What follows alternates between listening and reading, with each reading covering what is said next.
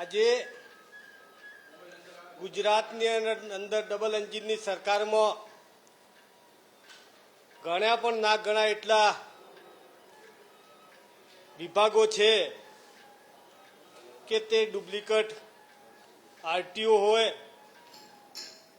Duplicate toll plaza હોય,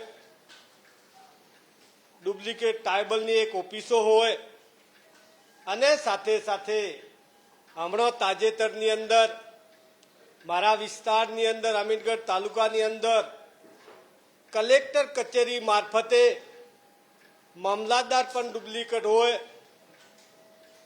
આ duplicate મામલતદાર તરીકે ક્યાંક ને ક્યાંક માલિકીની પણ જમીન ડુપ્લિકેટ મામલતદાર તરીકે આદેશો કરે તો હવે પછી બાકી શું રહ્યું? અમારા માટે ચિંતાનો વિષય એ છે ક્યાંક અમારા પણ આદિવાસી મંત્રી પણ ક્યાંક ડુપ્લિકેટ હશે તો ક્યાંક ને ક્યાંક ગુજરાતની જનતા અને આદિવાસી વસ્તી ચિંતામાં મુકાશે.